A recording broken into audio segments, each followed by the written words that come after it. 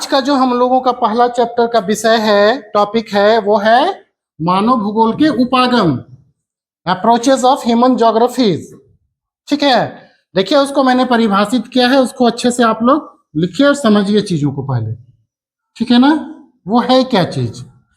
तो मानव भूगोल के उपागम से तात्पर्य उन समस्त संकल्पनाओं यानी कॉन्सेप्ट और विचारों से है, थॉट से है, जो मानव भूगोल के विकास, किसका? तो मानव भूगोल का डेवलपमेंट को आरंभिक समय से लेकर वर्तमान तक को प्रभावित करते हैं, है ना।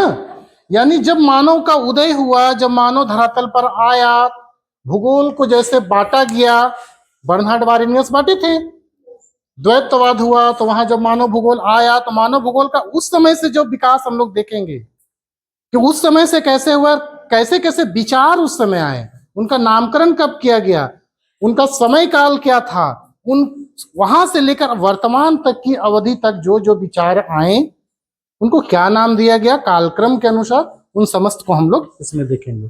तो परिभाषा जरूर लिखिएगा, समझने के लिए है, आपके बुक में नहीं दिया हुआ है, इसको मैंने खुद से करवा दिया आपको।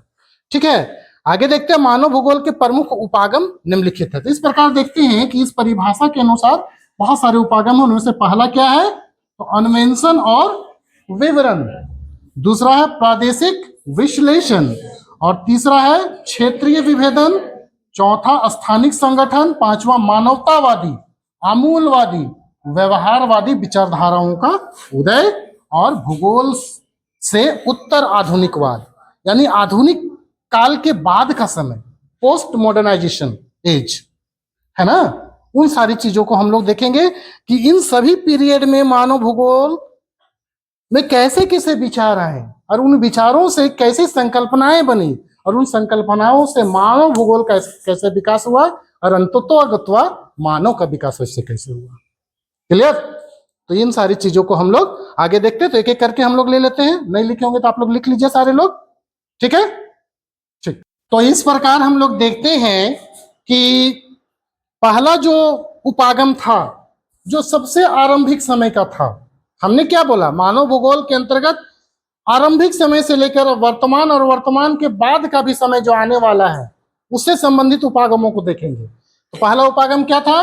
अन्वेषण और विवरण। तो इसको देख लेते हैं, मैंने इसको परिभाषित किया अपने शब्दों में। अन्वेषण और विवरण से तात्पर्य मानव भूगोल के उस उपागम से है जिसका विकास कब हुआ? आरंभिक उपनिवेश युग में, अर्ली कॉलोनियलिज्म एज में हुआ। ठीक है ना, जो सबसे पहले औपनिवेशिक लोग आए, ठीक है ना, उस समय उपनिवेश का जो खोज किया जाता था लोगों के द्वारा, पश्चिमी एशिया के द्वारा, पश्चिमी यूरोप के द्वारा। उत्तर पश्चिम यूरोप में बहुत सारे देश थे, पोर्तुगाल, स्पेन, ब्रिटेन। ठीक है, उस समय क्या था? ऑटोमन तुर्क के द्वारा जो तुर्की वाला क्षेत्र था उस पर कब्जा कर लिया गया।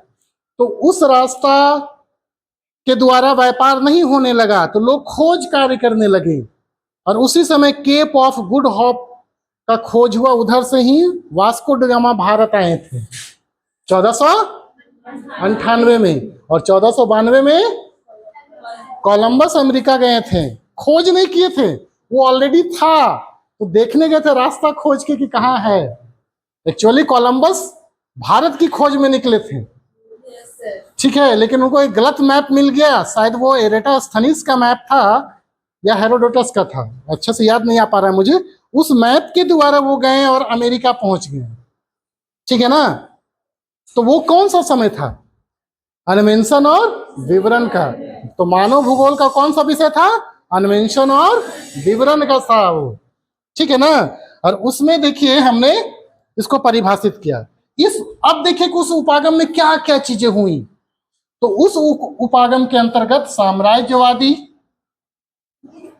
एवं व्यापारिक दो चीजें उस समय थे, साम्राज्य का बढ़ाना और व्यापार को बढ़ाना। नहीं, साम्राज्य को बढ़ाना और व्यापार को बढ़ाना। तो इन्हीं उद्देश्यों को पूरा करने के उद्देश्य से नए नए क्षेत्रों का क्या किया गया?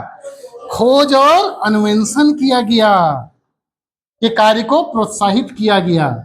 ठीक है ना, तथा खोज एवं अन्वेषण से प्राप्त जो सूचनाएं प्राप्त हुई, विश्व की सूचनाएं प्राप्त हुई और ज्ञान जो प्राप्त हुआ, उसका उस समय के जो तात्कालिक भूगोलवेता थे उन्होंने क्या किया, उसके द्वारा मानव भूगोल के तहत उनका वर्णन किया गया। समझ में आया बात? तो ये है अन्वेषण और विवरण उपागम। जैसे किताब में ऐसे लिखा देते, देख जरा से नहीं समझ में आता, हम लोग को क्या करना पड़ा, इसको भूगोल को इतिहास के साथ जोड़ना पड़ा। समझ रहे हो बातों को? इसीलिए बोला, लिखवाए थे ना, भूगोल का विषय क्षेत्र काफी व्यापक है। ठीक है, 11th में हम लोग फिजिक्स केमिस्ट्री के साथ जोड़ते थे चीजों को, अभी देखिए इतिहास के साथ हम लोग जोड़े इसको। नहीं क्लियर? कल इसका हम लोग फ्लो चार्ट कर लेंगे, कल इसका हम लोग फ्लो चार्ट कर लेंगे क्योंकि समय हो गया है। उपागम मतलब सोच विचार, कुछ समय कैसे कैसे विचार मानव के दिमाग में उत्पन्न हुए, है ना, थॉट। समझ रहे हो? वही है उपागम। जैसे अभी मैं एक नए तरीके से आपको पढ़ाने का कोई एक नया उपाय ढूंढ लूं, तो वो एक उपागम हो जाएगा, और वो पूरे विश्व में अगर फैल जाएगा, स्थापित हो जाएगा, तब उसको क्या बोलेंगे? वैश्विक स्तर पर विकसित एक अप्रोच, उपागम। दैट्स इट, यही है उपागम। ठीक है, तो यहां तक आप लोग कर लेंगे।